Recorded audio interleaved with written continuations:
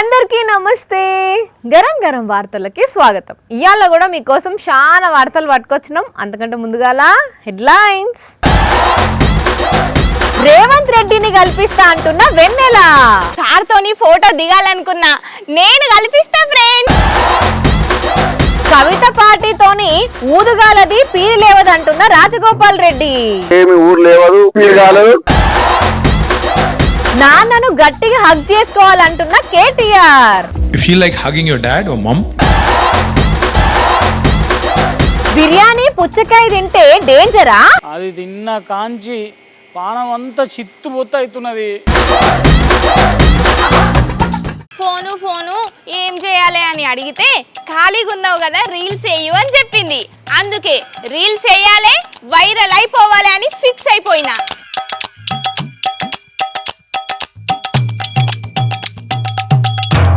అబ్బో, ఈమెకు over action ఎక్కువ, పని తక్కువ. హాయ్ ఫ్రెండ్స్, నేను మీ వెన్నెల. మీరు రేవంత్ రెడ్డి సార్ని కలవాలన్నా, సార్తోని ఫోటో దిగాలనుకున్నా, నేను కల్పిస్తా ఫ్రెండ్స్. వెంటనే కామెంట్ బాక్స్ లో మెసేజ్ చేయండి. అట్లనే ఈ వీడియోకి లైక్ కొట్టుండ్రి. మరీ ముఖ్యంగా ఫ్రెండ్స్, మీ ఫ్రెండ్స్ కూడా ఈ వీడియోని షేర్ చేయండి. నిజమా వెన్నెల? రేవంత్ రెడ్డి సార్ తెలుసా నీకు? అబ్బా, నాకు ఒకసారి కలిపియవా ప్లీజ్? హాయ్ ఫ్రెండ్స్, మీరు కేసీఆర్ సార్ని కలవాలనుకుంటున్నారా? సార్తోని ఫోటో దిగాలనుకుంటున్నారా? అయితే వెంటనే నాకు కామెంట్ బాక్స్ లో మెసేజ్ చేయండి ఫ్రెండ్స్. ఈ వీడియోకి లైక్ కొట్టుండ్రి, మీ ఫ్రెండ్స్ కి షేర్ చేయండి. అట్లనే లైక్ కూడా కొట్టండి ఫ్రెండ్స్. వెన్నెల, నీకు కేసీఆర్ సార్ కూడా తెలుసా? ఎప్పుడు చెప్పలే మరి. అబ్బా, కేసీఆర్ సార్ని కూడా కలిపియవా? నాకు సార్తో ఒక ఫోటో దిగాలి. ఆగలేవు నువ్వు. హాయ్ ఫ్రెండ్స్, మీరు మోడీ సార్ను కలవాలనుకుంటున్నారా? లేదంటే రాహుల్ గాంధీ సార్ని కలవాలనుకుంటున్నారా? అయితే వెంటనే నాకు కామెంట్ బాక్స్ లో మెసేజ్ చేయండి. నా వీడియోకి లైక్ కొట్టుండ్రి. అలాగే మీ ఫ్రెండ్స్ కూడా షేర్ చేయండి. వామ్మో వామ్మో వామ్మో, నీకు మోడీ సార్, రాహుల్ గాంధీ సార్ కూడా తెలుసా వెన్నెల? అబ్బా, వాళ్ళతో కూడా కలిపియవా ప్లీజ్? అంతేకాదు ఫ్రెండ్స్, ఇంకా మీరు ట్రంప్ తో కలవాలన్నా, జీ జిన్పింగ్ తో కలవాలన్నా, పునీత్ ను కలవాలన్నా కూడా నాకు కామెంట్ బాక్స్ లో మెసేజ్ చేయండి ఫ్రెండ్స్. వామ్మో వామ్మో వామ్మో, మా వెన్నెలంటే ఏమో అనుకున్నా. మామూలు పరిచయాలు లేవు కదా. మన రాష్ట్రం, మన దేశంలోనే కాదు, ఇంటర్నేషనల్ లో కూడా బగ్గనే పలుకుబడి ఉన్నట్టున్నది. వెన్నెల, ట్రంప్ ని కూడా కలిపి ప్లీజ్. ఏంది కల్పించేది? అరటికాయ తొక్క. ఏదో రీల్స్ కోసం చేస్తున్నా, అంతే. అంటే నీకు వాళ్ళు ఎవ్వరు తెలియదా? నీ పిల్ల మరి ఎందుకు? నాకు అందరు తెలుసు. హాయ్ ఫ్రెండ్స్, బాయ్ ఫ్రెండ్స్ అనుకుంటా బగ్గనే బాత్కాని కొట్టినావు కదా. అరే, నీకు తెలియదు, ఇటువంటి వీడియోలు చేస్తేనే చప్పున వైరల్ అవుతాం. ఆ పోలీస్ సారు గట్టనే చేసిండు, వైరల్ అయిండు. కావాలంటే చూడు. హాయ్, అందరికి నమస్తే. నేను రేవంత్ రెడ్డి సెక్యూరిటీ ఏరియా అంటే నా ఆఫీస్ దగ్గర ఉన్నా. ఎవరన్నా రేవంత్ రెడ్డిని కలవాలంటే నాకు మెసేజ్ చేయండి, లైక్ చేయండి, ఇంకొకరికి షేర్ చేయండి. ఆయన రేవంత్ సార్ ను ఒక్కరినే కల్పిస్తా అంటున్నాడు, నేను అందరిని కల్పిస్తా అంటున్నా. ఇంకా నేనెంత వైరల్ కావాలి, నా వీడియోస్ కి ఎన్ని వ్యూస్ రావాలి, ఇంకా మస్తుగా పెరుగుతారు ఫాలోవర్స్. ఊకో, ఫాలోవర్స్ కోసం, వ్యూస్ కోసం ఏది పడితే అదే చెప్తావా? అరే, డ్యూటీలున్న పోలీసే అట్లా చెప్పినప్పుడు నేను చెప్తే తప్పేమున్నది? ఊకో, ఆయన పోలీసే కాదట, తెలియదా నీకు?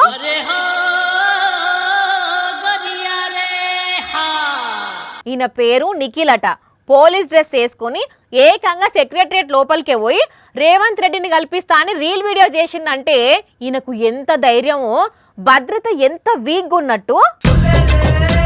ఈయన మీద ఏపీలో మస్తు కేసులు ఉన్నాయట. ఇప్పుడు పోలీసులు ఈయన కోసం ఎనుకులాడుతురట. దొరికినాక లోపలేస్తారు. మరి నిన్ను కూడా గట్లనే లోపలేస్తే ఓకేనా? వామ్మో, వద్దక్క, అసలుగా ఇప్పుడు నా పరిస్థితి మంచిగా లేదు. అట్లయితే ఆ వీడియోలు డిలీట్ చేసి చక్కగా రా. సరే, ఏం చేస్తుంది, వస్తున్నా. ఇక తెలంగాణ రాజకీయాల మీద కవితక్క పెట్టిన పార్టీ మీద మాట్లాడేందుకు Munugode MLA Rajagopal Reddy sir media ముంగటికి వచ్చిండు. మరి సారు ఏం మాట్లాడతాడో, కవితక్క పార్టీ గురించి ఏం చెప్తాడో ఒక్కసారి ఇందాం పాండ్రి. సారు నమస్తే. కవితక్క పార్టీ మీద మీ ఫస్ట్ మాట ఏంది? రాజకీయ పార్టీ పెట్టాలంటే అంతకుముందు గతంలో ఒకసారి కేసీఆర్ అన్నట్టు పార్టీ పెట్టాలంటే పాండవ పెట్టినట్టు అయిపోయింది. పెద్ద జోక్ కవిత పార్టీ అంటే. జోకేంది సార్? కవిత కేసీఆర్ సార్ బిడ్డ, ఒక మాజీ ఎంపీ కూడా. కేసీఆర్ లేకుండా కవిత ఎక్కడుంది? ఇప్పుడు కేసీఆర్ సార్ లేకుంటేనే ఒంటరిగానే పార్టీ పెట్టుకున్నది. సారునే మర మనిషి అంటున్నది కదా. కవిత వల్ల ఏమి ఊరు లేవదు, మీరు కాలేదు. సార్, తెలంగాణ ప్రజలకు అమ్మగుంటా అని హామీ ఇచ్చింది. ప్రజల కోసం పనిచేస్తానన్నారు సార్. తండ్రిని గౌరవించుకోలేని మనిషి ప్రజలకు తల్లి ఎట్లయితది? అంటే ఇప్పుడు కేసీఆర్ సార్ వేరే పార్టీ, కవితక్క వేరే పార్టీ కదా సార్, అందుకే అని ఉంటది. తీవ్రంగా బాధతో చెప్తున్నాయి, చాలా తప్పు మాట్లాడింది కవిత. మీరు తప్పు అంటున్నారు కానీ ఆమె రైటే అంటున్నారు సార్. కేసీఆర్ తెలంగాణ రాష్ట్ర ఏర్పాటులో కృషి చేసిన వ్యక్తి. అటువంటి వ్యక్తిని స్వయాన కూతురే ఆ విధంగా మాట్లాడడం అనేది డెఫినెట్ గా ఆమె మొట్టమొదటి సమావేశంలోనే తప్పు చేసింది. అంటే ఇప్పుడు మీ ఉద్దేశం ఏంది సార్? నాకు తెలిసినంత వరకు అయితే ఆమె స్వయంగా కూడా గెలవదు. సొంతంగా ఆమె పోటీ చేసిన నియోజకవర్గంలో కూడా డిపాజిట్ కూడా రాదు కవితకు. పార్టీ పురుడు పోసుకున్నదే మొన్న, ఇప్పుడే ఈ మాట అంటే ఎట్లా సార్? మద్యం కుంభకోణం విషయంలో కోర్టు ఇంకా పెండింగ్ లే ఉన్నది. తెలంగాణ సంగతి తర్వాత కానీ మీరు చాలా మంది ఉన్నారు చూసుకునేటోళ్ళు, కానీ ఫస్ట్ నువ్వు ఆ కేసులకి ఎట్లా బయటపడుతావు అది చూసుకో ఫస్ట్. వాయమ్మో, కవితక్క పార్టీ గురించి వద్దు గాని మీ మంత్రి పదవి ముచ్చట ఎంతవరకు వచ్చింది సార్? నాకు కూడా నమ్మకం ఉంది, తప్పకుండా కాంగ్రెస్ పార్టీ అధిష్టానం ఇచ్చిన మాట నిలుపుకుంటుందని నాకు పూర్తి విశ్వాసం ఉంది. ఓకే సార్, ఇక ఇప్పుడు మాటకారి మల్లారెడ్డి దగ్గరకు పోదాం. ఏందే మల్లన్న, నువ్వు బీజేపీ పార్టీలో షరీక్ అవుతావని టాక్ నడుస్తుంది, నిజమేనా?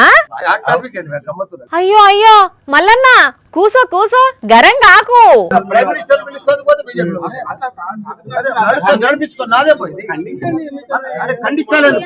ఇదేంది సార్ ఫీజు కింద డల్ అయిపోయింది. ఇక ఉంటా సార్, కానీ 2.5 ఏళ్ల ముందే తెలంగాణలో రాజకీయం మస్తు వేడెక్కింది కదా నుల్లా.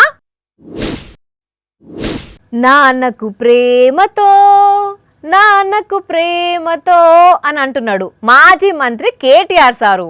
అవునుల్లా, కేవలం నాన్నకు ప్రేమతోనే కాదు, అమ్మకు ప్రేమతో అని కూడా అంటున్నాడు రామన్న. అగో ఎన్నలేంది వానేమో కొత్త ముచ్చట చెప్తుంది ఏంది అంటారా? ఇక ఇట్లయితే మీకు అర్థం కాదు కానీ అసలు కేటీఆర్ సార్ ఏమన్నాడో విని మీరు కూడా ఒకసారి నాన్నకు ప్రేమతో అనండి. Live in the moment, and if you like hugging your dad or mom, please do it. If you like hugging your dad or mom, please do it. KTR sir చెప్పిన నాన్నకు ప్రేమతో ముచ్చట ఇదే. ప్రతి ఒక్కరు వాళ్ళ అమ్మ నాన్నల మీద ఇట్లా ప్రేమ చూపెట్టి హగ్గిస్తేనట వాళ్ళకు మస్తు సంతోషంగా ఉంటుందట. మరి రోజు మామూలుగా ఉండేటోళ్ళు ఉన్నట్టుండి సడన్ గా పోయి హగ్గిస్తే అగో ఈడేంది అలా ఇట్లా చేస్తుండు అని వాళ్ళు పరిశాన్ గారా. అందుకే దాని గురించి కూడా ఒక మాట చెప్పిండు Ramanna. Don't even hesitate, don't even think నువ్వుకేస్తారు మీ డాడే కదా, ఏమైతే సో పెద్ద ఫరక్ కూడా పడదు. కానీ he'll love it, I'm telling you, he'll love that expression of love and affection. అంత మంచిగానే ఉన్నది కానీ మీరెప్పుడు కేసీఆర్ సార్ను హగ్ చేసుకున్నారన్నా? First time I think I hugged him was after that 2015 GHMC election. దగ్గర పోయి కాలు మొక్కిన. He did that, I did that, and then I was like, okay, this is good. Time చాలా స్పీడ్గా పోతున్నది. ఉన్న టైంలోనే మన తల్లిదండ్రులతోని ఎంత మంచిగా ఉంటున్నాము, వాళ్ళకు ఎంత ప్రేమను పంచుతున్నాము, వాళ్ళ నుంచి ఎంత ప్రేమను తీసుకుంటున్నాము అనేది చాలా ముఖ్యము. తల్లిదండ్రులను ఎప్పటికీ ప్రేమిద్దాము అనుకొచ్చిండు రామన్న. ఇక ఈ మాటినంగానే ఆడున్నోళ్ళంతా సప్పట్లు కొట్టబట్టిండ్రు.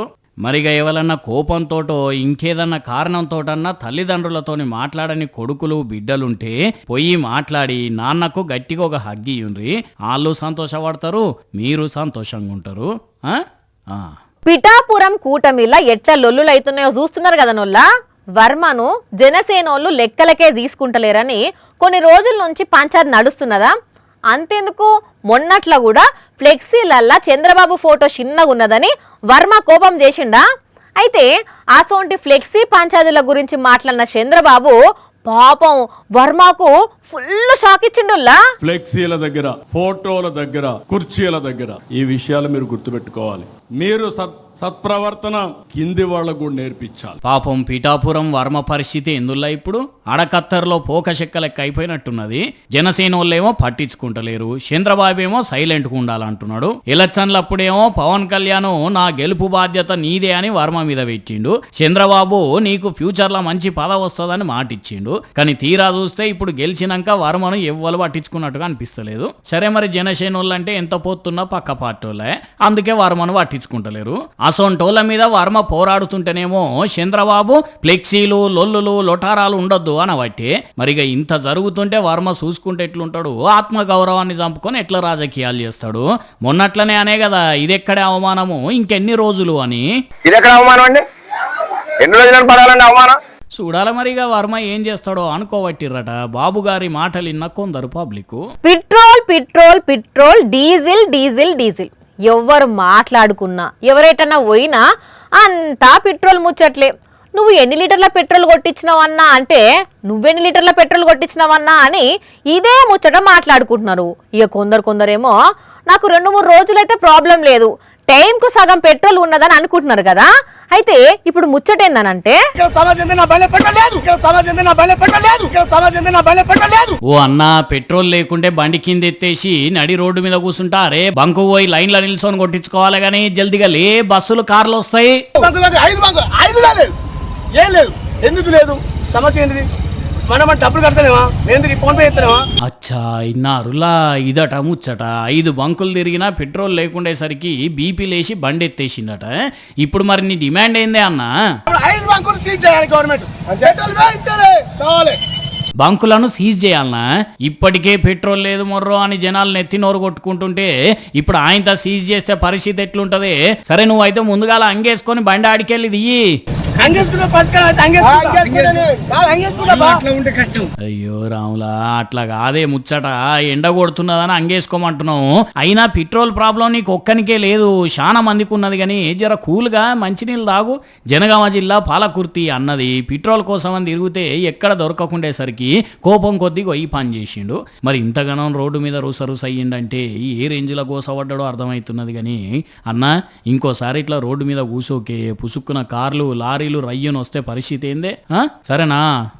ట్రైన్లో ఏదన్నా ఊరికి పోవాలంటే టికెట్ కొనాలి. కొనకపోతే ఏమైతుంది అని కొంతమంది ఫ్రీగా ప్రయాణం చేస్తారు. ఈ సోంటోలను దొరకబట్టేందుకు అప్పుడప్పుడు టీసీలు ప్యాసింజర్ల టికెట్లు చెక్కింగ్ చేస్తారు. ఒక్కోసారి రైలు దిగి పోయేటప్పుడు గేట్ కాడ ఆగబట్టి టికెట్ చూపి అంటారు. టికెట్ లేదు సార్ అంటే ఫైన్ కట్టమంటారు. అయితే అక్కడ ఒక మోతెవరి టికెట్లు చెక్ చేసేందుకు వచ్చిన టీసీని చూసి ఏం చేసిండో చూడుండ్రి. ఊరిని కథ సల్లగుండా, ఓరి వారి ఆ రైలు మీదకెక్కి ఏం చేస్తున్నావు? దిగు కిందికి. కరెంటు షాక్ కొట్టనా అంటే మసిబొగ్గు లెక్క మాడిపోతావు, దిగు. అరే చూస్తున్నారా అనుల్లా, పని పాతర పెట్టి జాతర కోయినట్టు గా మనిషి రైలు మీదకెక్కి కాలు గాలిన పిల్లి లెక్క అటు ఇటు ఎట్లా తిరుగుతున్నాడో. కిందున్నోళ్ళు ఎంత మొత్తుకున్నా ఇంటనే లేడు. కృష్ణా జిల్లా గుడివాడ రైల్వే స్టేషన్లో జరిగింది ముచ్చట. అసలు ఏమైందనంటే ధర్మవరం నరసాపురం రైళ్ల టీసీ టికెట్లు చెకింగ్ చేస్తున్నాడట. అదే రైళ్ల టికెట్ లేకుండా ప్రయాణం చేస్తున్న మూతవారికి టీసీని చూడంగానే సల్ల చెమటలు పట్టినాయి. టికెట్ లేదంటే ఫైన్ వేస్తాడు, పైసలు లేవంటే జైలుకు పంపిస్తాడు అని భయపడి మెల్లగా పిల్లి లెక్క రైలు మీదకెక్కి అటు నుంచి ఇటు నుంచి అటు తిరుగుతున్న ఆ మనిషిని చూసి ప్యాసింజర్లు రైల్వే స్టాఫ్ షాక్ అయిండ్లు. వెంటనే ఆ రూట్లో కరెంటు సప్లై ఆపేసి దిగురా నాయనా నీకు దండం పెడతాం దిగు జరా అని చాలాసేపు బుదరకిచ్చి మెల్లగా కిందికి దించి పోలీసులకు అప్పచెప్పిండ్లు. ఆయనకు మతి స్థిమితం లేదు కావచ్చు అనుకొచ్చిండ్లు పోలీసులు. ఆ మూతవారి చేయబట్టి ఆ రైలును అరగంట సేపు అదే స్టేషన్లో ఆపిండ్లు. ఎక్కడ లేని ఇచ్చంత్రాలన్నీ మనకన్నే జరుగుతాయి, ఏందో ఏమో అని అనుకోబట్టిండ్లు ప్యాసింజర్లు. ఆగు, వార్త తినిపోతా అని చెప్పి గాడ కూర్చున్నాడు. ఒరేయ్ వాణి ఇలా వార్త తేలేను ప్లీజ్, ఏదైనా వేరే తీసుకోవా? ఎందుకు, ఏమైంది? నువ్వు చేయబట్టే. నేను చేయబట్టా? నిన్న పుచ్చకాయ ఒకటి తెచ్చిపెట్టినావు కదా ఇంట్లో, పెడితే అది తిన్న కాంచి పానం అంతా చిత్తు బొత్త అవుతున్నది. పుచ్చకాయ తింటే ఏమైతది? రాత్రి ఇంట్లో బిర్యానీ చేసిండ్రు, అది తిన్నాక వెంటనే నువ్వు తెచ్చిన పుచ్చకాయ తిన్నా. తింటే రాత్రి మంచిగానే ఉండే గానీ పొద్దున్న లేచిన కానుంచి అంత కడుపంతా దేవునట్టు అవుతుంది, వాంతి వచ్చినట్టు అవుతుంది, వాంతి వస్తలేదు. నిన్నంతా ఉల్లిగడ్డ జేబులో పెట్టుకొని ఎండలో ఎగిరినావు కదా, అందుకే ఉంటది. అదేం లేదు, బిర్యానీ ఉన్న పుచ్చకాయ తింటే మంచిది కాదట కదా.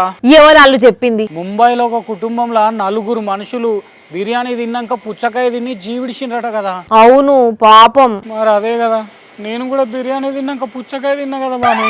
అయ్యో అదంతా హైపోకోండ్రియా అంతే. అంటే నిజంగానే ఏదో అయినట్టేనా? ఏహే నీకు ఏం కాలేదు గాని అవుతుందేమో అని భయం పట్టుకున్నది అంతే. అంటే ముంబైలా బిర్యానీ తిన్నాక పుచ్చకాయ తిన్నందుకే జీవిడ్చిర్రన్న వార్త నీ మెదట్లో వాతకపోయి నువ్వు కూడా గట్లనే తినేసరికి నీకు కూడా అవుతుందేమో అని భయంతో గట్ల అనిపిస్తున్నది గంతే. అదేం లేదబ్బా, నిన్న బిర్యానీ తిన్న కాంచే గొంతంతా తడారుండే, అందుకే పుచ్చకాయ తిన్నా.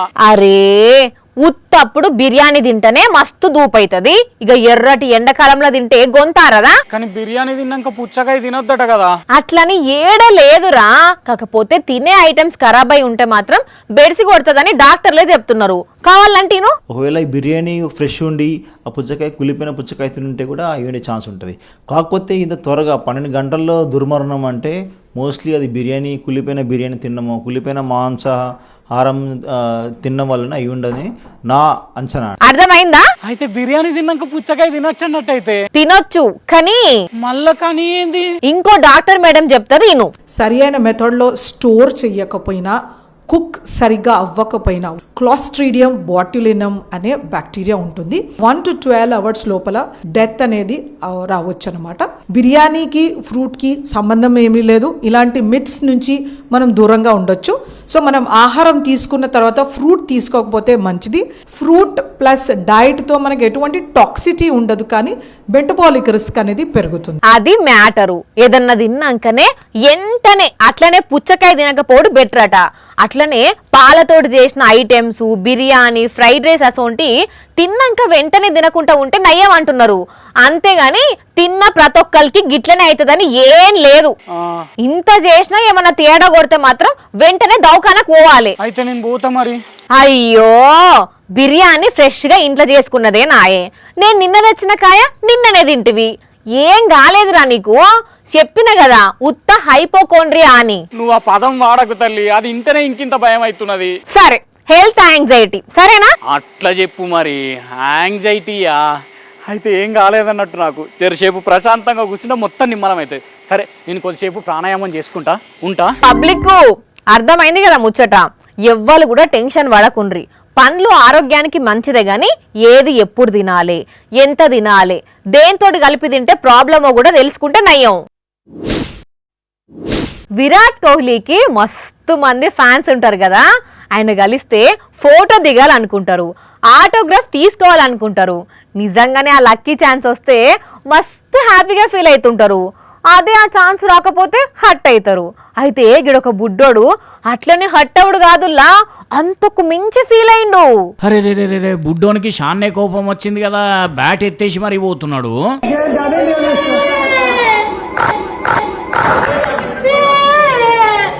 ఈ కోపం అంతా విరాట్ కోహ్లీ చేయబట్టే. అవును, విరాట్ కోహ్లీ కలుసుడితోనే ఈ బుడ్డోడు ఆటోగ్రాఫ్ అడిగిండట. మరి కోహ్లీ చూడలేదో, బిజీగా ఉండి వెళ్ళిపోయిండో, లేకుంటే పట్టించుకోలేదో తెలియదు కానీ ఇగో ఈ బుడ్డోనికైతే మస్తు కోపం వచ్చింది. అందుకే కోహ్లీ ఆటోగ్రాఫ్ ఇయ్యలేదని ఏడ్చుకుంటా ఇగో ఇట్లా బ్యాట్ ఎత్తేసిండు. బుడ్డోడా, ఈ వయసులోనే గింత కోపం ఏందిరా నీకు? ఆటోగ్రాఫ్ ఇవ్వకపోతే నువ్వు కూడా గొప్ప క్రికెటర్ అయ్యి నువ్వే ఆటోగ్రాఫ్ ఇచ్చే స్థాయికి ఎదుగు. గంతేగాని ఇట్లా బ్యాట్లు ఎత్తేసుడేంది? పోయి మంచిగా ఆడుకోపో చక్కగా అని అంటున్నారు ఈ బుడ్డోని కోపాన్ని చూసిన నెటిజన్లు. చూసారు కదా, ఇవే ఇవాల్టి గరం గరం వార్తలు. మళ్ళొచ్చే ఎపిసోడ్లో ఇంకిన్ని గరం గరం వార్తలతో కలుద్దాం. మన టైం అయితే గుర్తుకున్నది కదా, రాత్రి 8:30కు, మళ్ళా పొద్దుగాల 8:30కు. మర్చిపోకుండా చూడండి. టాటా.